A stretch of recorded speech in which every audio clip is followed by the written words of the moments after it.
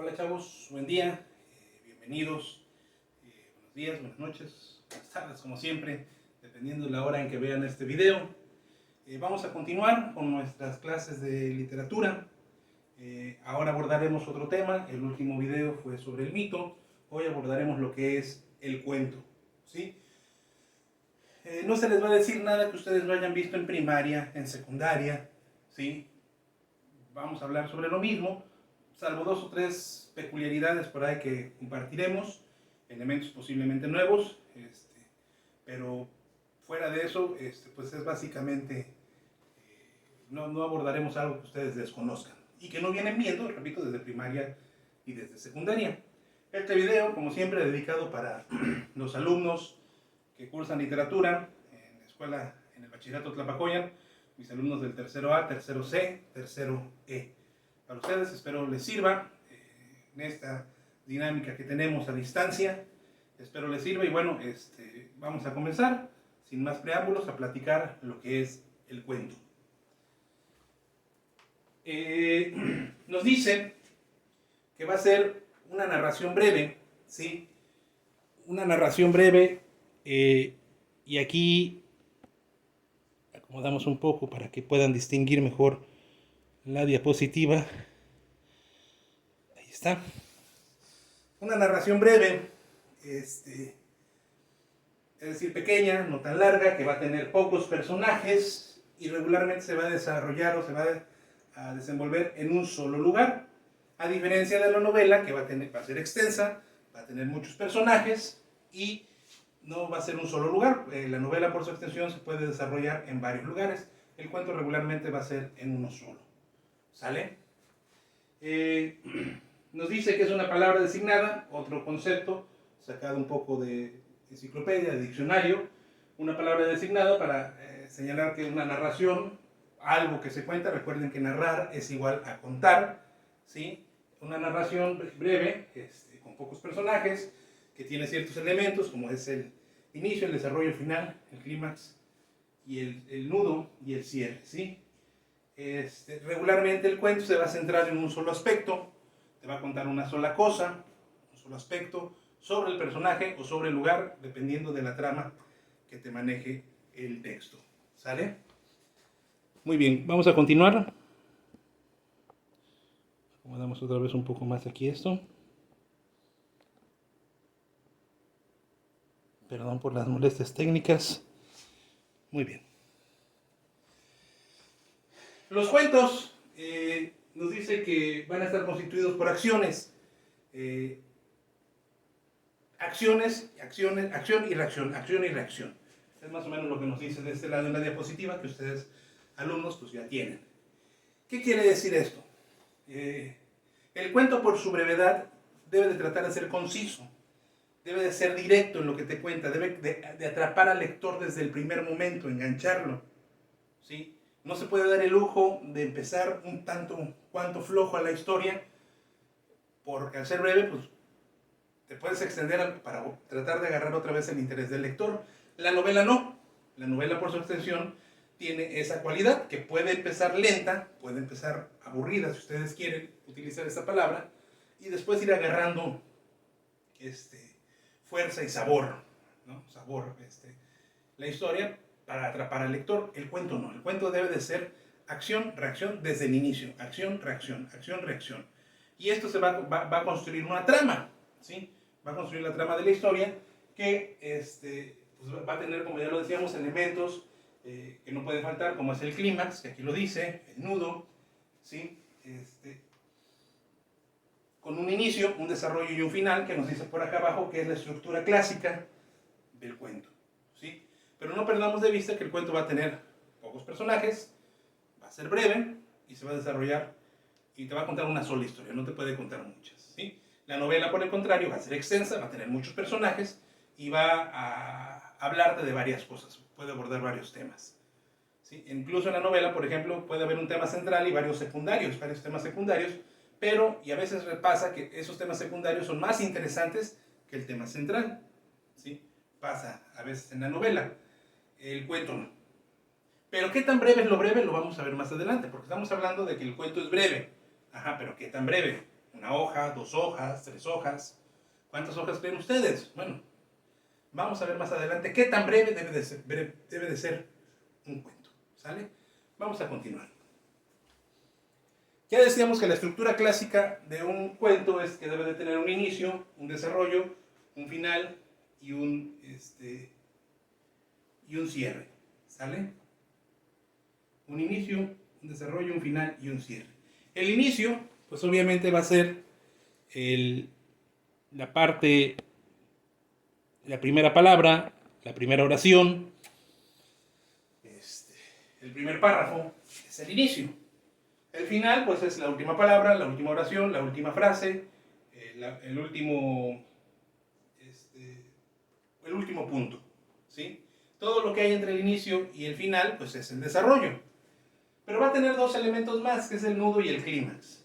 El nudo es la parte más enredada de la historia. Es cuando al protagonista se le complican las cosas y no sabemos si va a poder salir adelante o no va a poder salir adelante. ¿Sí? El clímax va a ser la parte más emocionante. Regularmente el nudo siempre va a ser fácil de identificar. ¿Sí? El nudo va a ser fácil de identificar es cuando, repito, la trama está más enredada y no sabemos qué le puede pasar al personaje. O no sabemos qué va a ser de su suerte. Por ejemplo, siempre pongo esto como ejemplo.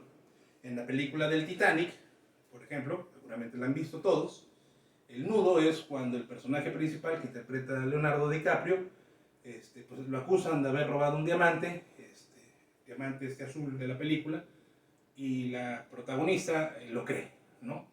Y lo encierran en un camarote. Entonces sería el nudo. Es muy claro que no sabemos, algo le pasó ahí al protagonista, iba avanzando bien y algo le pasó y todo se le complicó. Ese momento de complicación es el nudo. El clímax, por otro lado, es la parte más emocionante, pero esto es subjetivo. ¿Qué quiere decir que es subjetivo? Que cada quien lo puede encontrar en un momento diferente, dependiendo de, ¿sí? El clímax, por ejemplo en el Titanic, nuevamente tomando como ejemplo esta película, el clímax hay quienes me han dicho que es cuando el barco se hunde, que es cuando están huyendo, que es cuando él muere, que es cuando la está dibujando, si es que vieron la película, ¿no? El clímax es subjetivo, dependiendo de cada lector, va a ser lo que él cree que es más emocionante en la historia. Pero la cualidad de ambos es que pueden estar al principio, durante o al final. Esa es la cualidad del nudo y el clímax, que pueden estar al inicio, al final o entre el inicio y el final. No tienen una posición fija dentro de la historia narrativa o dentro de la narración del cuento. ¿Sale? Avancemos. Esto ustedes, por supuesto, pues ya lo sabían, ¿no? No lo estoy diciendo, repito, nada nuevo. Existe una clasificación entre los estudiosos, entre los que saben de esto, los teóricos de la literatura, que te dicen que hay 2 grandes tipos de cuentos, los cuentos populares y los cuentos literarios. ¿Cuál es uno y cuál es otro? Veamos. Para resumir esto que está acá, el cuento popular va a ser aquel en donde todo el mundo se sabe la historia, pero pocos o nadie sabe quién es el autor. Todo el mundo conoce la historia, todo el mundo sabe de qué habla, pero pocos saben o nadie sabe quién es el autor. ¿Quieren un ejemplo de esto? Pinocho. ¿Quién sabe quién es el autor de Pinocho? ¿No lo saben? No importa. Bueno, no es que no importa. Pueden investigar el nombre del autor, era un autor italiano. No se los digo para que lo investiguen. Pero lo importante es que no sobrevive el nombre del autor, no conocemos al autor, pero sobrevive su obra. Que para muchos artistas, la obra es su esencia, es parte de ellos y es lo que trasciende. O textos como La Cenicienta o algunos más, ¿sí? No sabemos quién es el autor, quién sabe, pero su obra trasciende a través del tiempo. Se inmortaliza el autor a través de su obra. Y para muchos eso es lo que importa.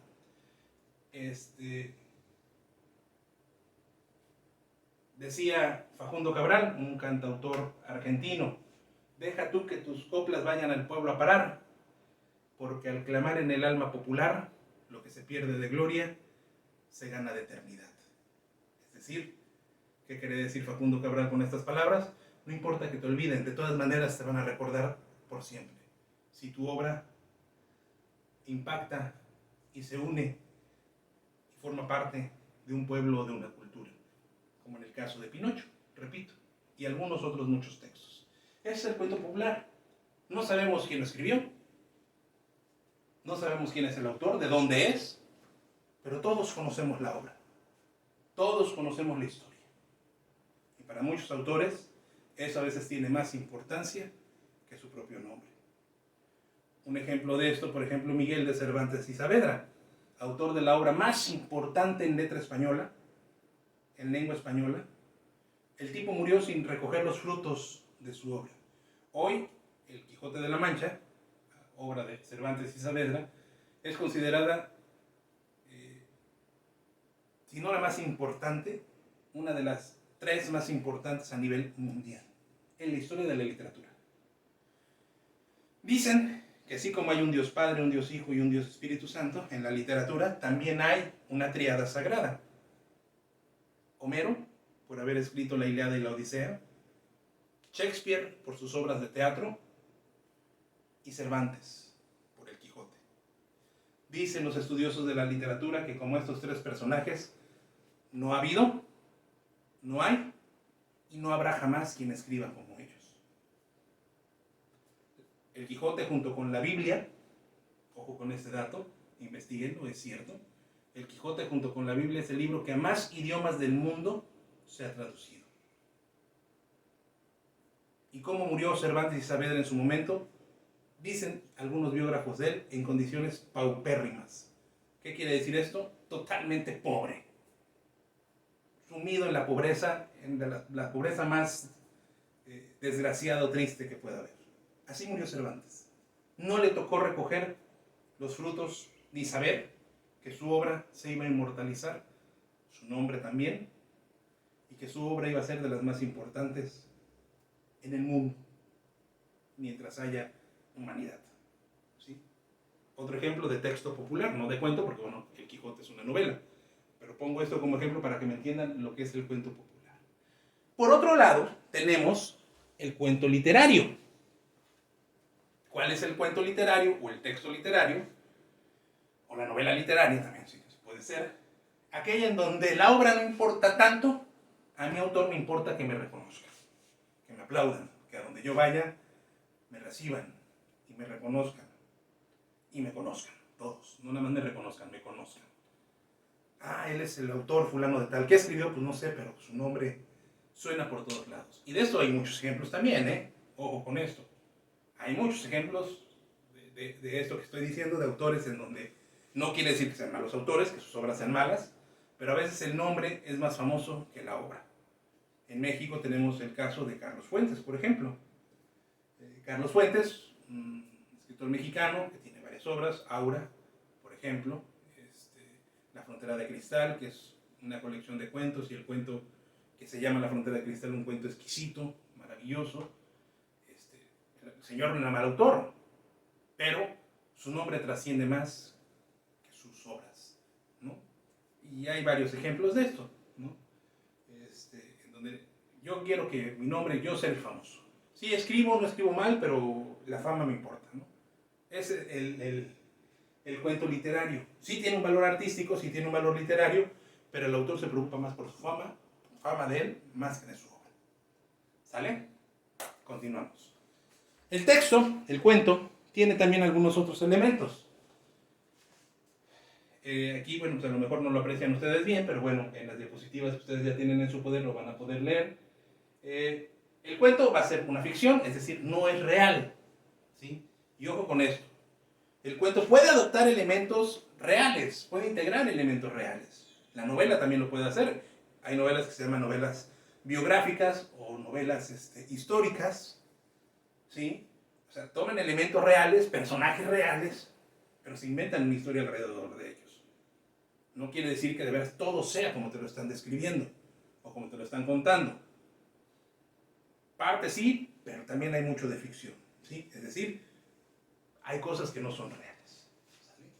Entonces, de entrada tenemos que tomar como prerrogativa que El cuento va a ser una historia inventada, una historia ficticia, una historia que no es real, aunque tenga elementos reales. Va a tener un argumento, ¿sí? Va a tener un argumento, dice que el cuento va a tener una estructura en donde hay una acción, una reacción, ¿sí? Una acción que va a tener consecuencias y los personajes se van a ir desenvolviendo, desarrollando en base a esas acciones. Va a tener una línea única argumental, es decir, solamente te va a contar una sola cosa. Ya lo decíamos, no como en la novela, que puede haber un tema central, una historia central, y de ahí se diseminan o salen otras historias, ¿no? Secundarias. Va a tener una estructura centrípeta, es decir, que todo va a girar alrededor de una sola cosa. Va a tener personajes principales o personajes, ¿sí? Ahorita hablamos de los personajes del principal. Va a tener una unidad de efecto. ¿Qué quiere decir esto? Que al ser, lo que ya decíamos, al ser breve, te debe de capturar desde el inicio, ¿sí? El cuento te debe de capturar desde el inicio. Va a estar en prosa, obviamente, y va a ser breve. ¿Qué tan breve es lo breve? Ya lo platicaremos más adelante.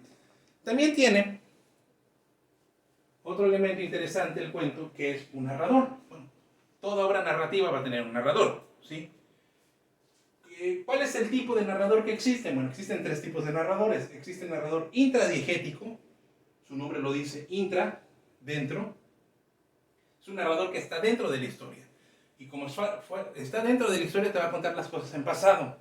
Te va a contar lo que vio. Fue testigo de los hechos.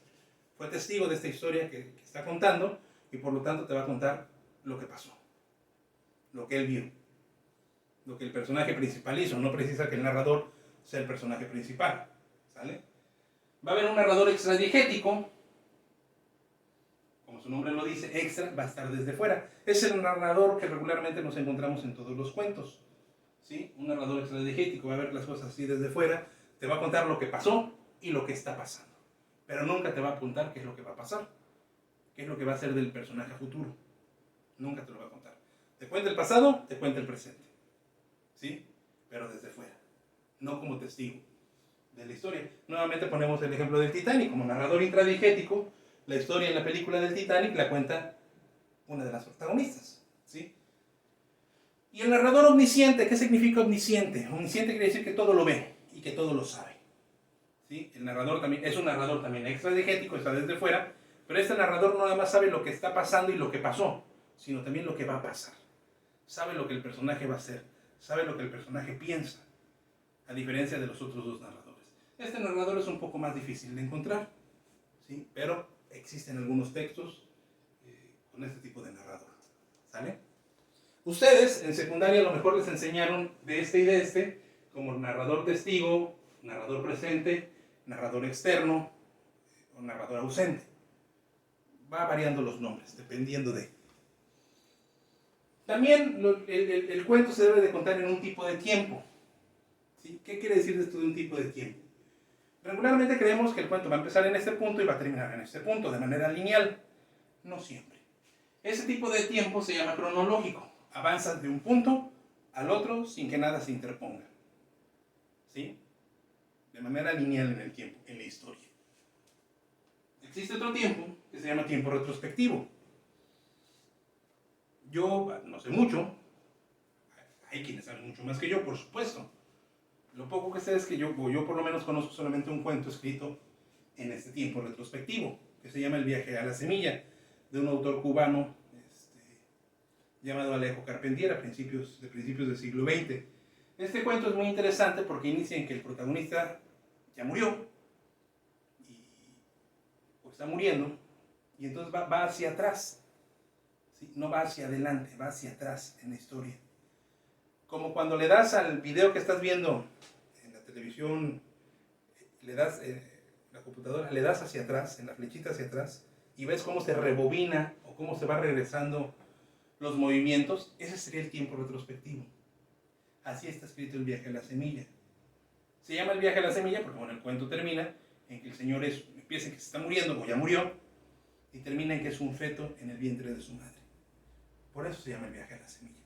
Y vamos hacia atrás. Vemos cómo cae en cama, cómo se entera de su enfermedad, cómo va envejeciendo con su esposa, hacia atrás todo, ¿sí? Es muy interesante ese cuento. Alumnos del tercero A, tercero B, tercero A, tercero C y tercero E, Yo les voy a dar una antología de cuentos, no vamos a leer todos por los tiempos, pero en esa antología viene este cuento. Ojalá lo puedan leer, leanlo con mucha calma, porque no es fácil, es un cuento difícil, pero muy interesante, muy bonito el texto, ¿sale? Y existe también el tiempo circular. Es un tipo de tiempo en donde brincas en el tiempo. Para ejemplificar siempre esto, pongo Volver al Futuro, la película esta ochentera. La historia empieza en 1985. Son 3 películas. Voy a tomar en cuenta la historia de las 3 películas. Empieza en 1985, viaja al pasado, 1965, viaja al futuro, 2015, viaja otra vez a 1985, vuelve a viajar al pasado, 1965, y de ahí viaja todavía más al pasado, 1895, para terminar otra vez en 1995. Una brincadera en el tiempo, ese es el tiempo circular. No tiene un tiempo fijo. Puede brincar del pasado al presente, del presente al futuro. Textos difíciles de leer porque si no vas atento te puedes perder, ya de repente no sabes en dónde estás ubicado, ¿sí? Pocos son también los textos que hay de este tipo, pero espero que el ejemplo les sirva para entender mejor. ¿Sale? Pasamos ahora a la clasificación de personajes. Esto es muy importante y es muy interesante, chavos, porque regularmente creemos que existe el personaje principal y el personaje secundario, y creemos que el principal es el protagonista, cuando no es así. Ojo, hay una clasificación de personajes que es por su jerarquía, por su función y por su complejidad.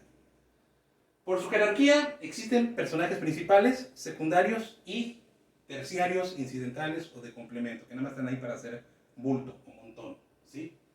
El personaje principal va a ser sobre quien gira la historia. Ojo. Personaje secundario es quien ayuda o a veces está en contra del personaje principal.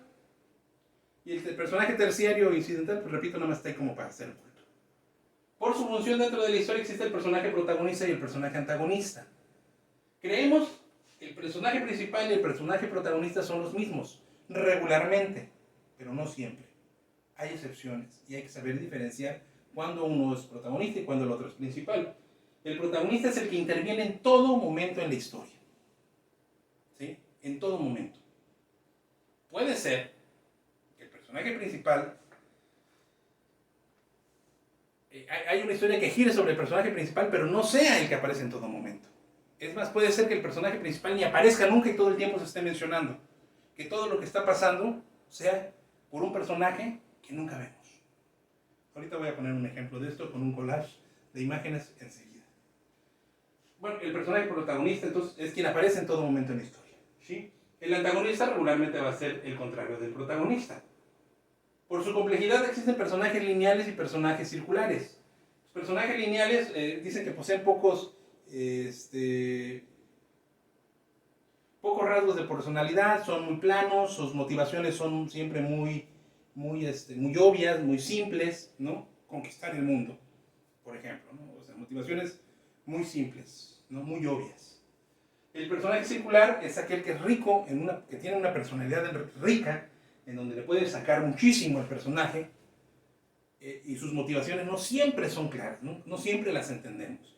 Válgame lo que voy a decir y mis palabras no se malentiendan, pero por ahí en un video anterior, creo que el de Introducción a la Literatura Fantástica lo decía, en la literatura un personaje riquísimo, desde el aspecto literario, es el diablo. Un personaje del diablo, desde la literatura, es un personaje riquísimo, le puede sacar muchísimas cosas, desde el aspecto literario, obviamente, ¿no?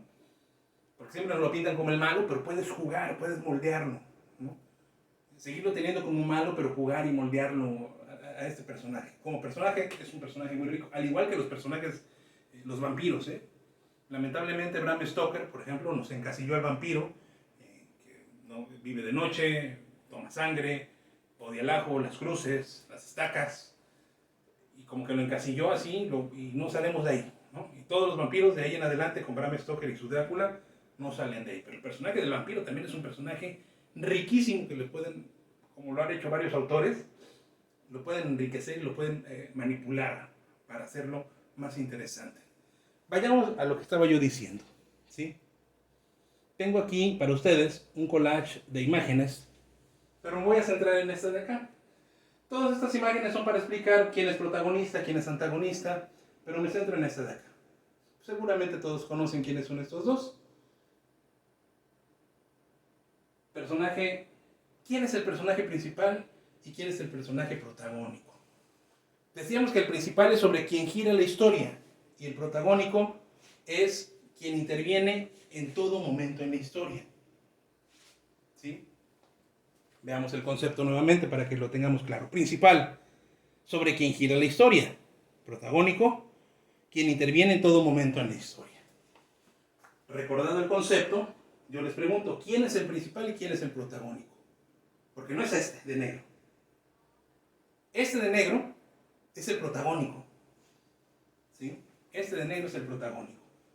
Porque aparece como o vestido de negro o vestido de traje, es decir, como Bruce Wayne. Pero no es el principal. Porque sobre quien gira esta película específicamente es sobre este pintado de payaso. Es un caso muy interesante, una película muy interesante desde esa perspectiva analítica, en donde vemos que el protagónico no es el principal. ¿Sí? Es el protagonista Batman, sí es el protagonista, bueno, la película se llama Batman, porque sale como Batman o sale como Bruno Díaz, pero no gira sobre la película gira sobre el Guasón. Por lo tanto, el Guasón es el personaje principal. Y si el Guasón es el personaje principal, entonces Batman es el protagonista. Digo, es el secundario. Y si este es el protagonista, el Guasón es el antagonista. ¿Sí me explico? Es muy interesante, es muy interesante. Ambos son personajes circulares, porque sus motivaciones no son tan sencillas de entender. Pues nunca entendemos por qué hace lo que hace este cuate. Entendemos por qué hace lo que hace, dicen, no, pues sí, pues hace la justicia. Pues tiene un trauma por ahí, acuérdense, ¿no? Tiene un trauma por ahí, ¿no? Incluso en alguna película de las tantas que se han hecho de Batman, dice algún personaje, ¿qué traerá en la cabeza este cuate para tener que salir todas las noches, vestirse de murciélago y tener que salir a purgar sus errores, ¿no? Entonces, tampoco es que esté tan cuerdo este cuate. Bueno, y en esta película él se lo dice, la única diferencia entre tú y yo es que yo sí acepto que estoy loco, ¿no? Se lo dice el Guaso. Acá, bueno, todos estos personajes son lineales, estos dos son los protagonistas, estos dos son los principales, ¿no? Pero todos son lineales, sus motivaciones pues, son muy fáciles, o sea, no tienen mayor complicación. ¿Sale? Espero les haya quedado claro este punto muy importante de la clasificación de personajes. Existen géneros y subgéneros de los cuentos, pero ya habíamos hablado en un video anterior que los géneros nos sirven solamente como eslabones. Esta es una clasificación, pero dependiendo de quién haga la clasificación, pues puede haber todavía más géneros y más subgéneros. Alguna clasificación de géneros de cuentos, ¿no? Policíaco, de ciencia ficción, fantástico, de hadas. Incluso los de hadas pueden entrar dentro de lo fantástico, el de terror también puede entrar dentro de lo fantástico. Es solamente un ejemplo de la clasificación. Ahora, ya para ir terminando. Decíamos, ¿qué tan breve es lo breve? Un cuento debe de ser breve. Ajá, ¿qué tanto? ¿Una hoja, 2 hojas, 3 hojas? ¿Qué tan breve? Ustedes saben que hay un cuento que solamente tiene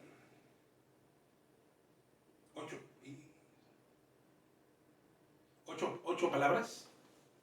Es el cuento más pequeño del mundo y tiene 8 palabras. Entonces, ¿qué tan breve debe de ser un cuento? Hay quienes dicen, hay una clasificación que no es la única porque hay varias, pero es como que la más aceptada. Dicen que un cuento debe de tener máximo 50 cuartillas. Mínimo las que sean. Máximo 50 cuartillas. ¿Cuánto debe de tener una novela de extensión? Mínimo 60 cuartillas. ¿Sí? Entonces,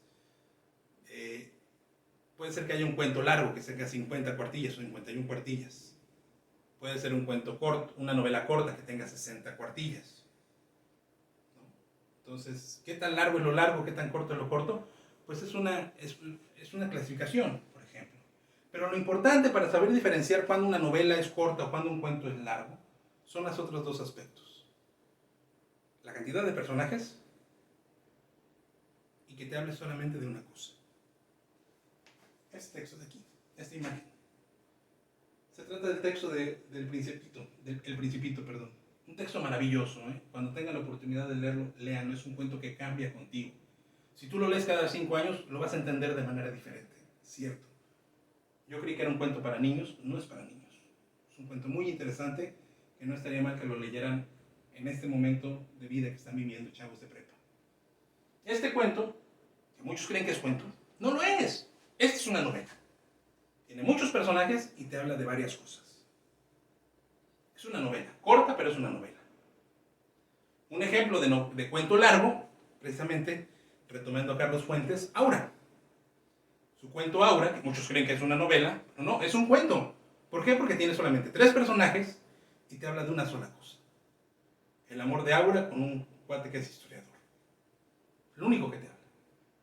¿Sí? Entonces, ¿qué tan breve es lo breve? ¿Qué tan largo es lo largo en el caso de una novela? Dejémoslo por la paz, no importa. Lo que importa es, para saber cuándo es un cuento, cuándo es una novela, los otros 2 aspectos. Cantidad de personajes y de qué tantas cosas te habla, qué tantos temas maneja. Pero sí existe una cosa que se llama minificciones. ¿Qué son las minificciones? Son textos muy pequeños, que en poquito te cuentan una gran historia. ¿Sí? Veamos el ejemplo de minificciones. Vamos a leer algunas. Ahí es una minificción que se llama El Vagabundo. Dice, el vagabundo caminaba oliendo a palomitas porque siempre comía palomitas. Un mal día murió y se lo comieron las palomitas. Otra minificción, El Arpa. Memorias de un arpa. Dice, el momento más feliz del día se produce cuando ella me toma entre sus muslos y pulsa con sus hábiles dedos las cuerdas más sensibles de mi alma. Otra minificción, Confusión fatal se llama esta. Hoy al fin serás mía, dijo el chico confundiéndola en la oscuridad con su novia. Peor para ti, respondió la muerte, dejándose abrazar. O este del gran José Emilio Pacheco, autor también mexicano. Había una vez un cuento de nunca acabar que también empezaba así. Había una vez. O este otro, Zapatilla culpable, dice. Un apuesto joven llama a la puerta y le pide que se calce la más hermosa de las zapatillas. En cuanto observa que ésta ajusta el pie perfectamente, la toma del brazo y al mismo tiempo le dice, queda usted arrestada. Esta zapatilla fue hallada en la escena del crimen. Este que es de mis favoritos, Opus 8, una manera diferente. Es muy bonito porque es una manera diferente de ver la historia de Blancanieves. Juremos que si despierta, no se la va a llevar. Pedía de rodillas uno de los enanitos al príncipe, mientras éste contemplaba el hermoso cuerpo en el sarcófago de cristal. Mire que desde que se durmió, no tenemos quien nos lave la ropa, nos planche, nos limpie y nos cocine. Y por último, chavos, el cuento más pequeño del mundo. El dinosaurio, del maestro Augusto Monterroso. Y cuando se despertó, el dinosaurio seguía ahí. Es el cuento más pequeño del mundo. Tiene un inicio, tiene un final, tiene un desarrollo, todo este es el nudo, todo este es el clímax. Tiene 2 personajes, el que despierta y el dinosaurio. Una sola cosa de la que te habla es un cuento. El más pequeño del mundo. Chavos, gracias por su atención, pórtense bien. Cualquier duda, ya saben, a través de los medios que ya conocen, de WhatsApp, correo electrónico o dejando su comentario aquí. No olviden darle like al video, suscribirse al canal. Y bueno, chavos, pórtense bien, cuídense mucho. Espero les sirva y disfruten este video tanto como yo disfruto grabarlo. Aunque más disfrutaría estar con ustedes en el salón. Cuídense, hasta la próxima.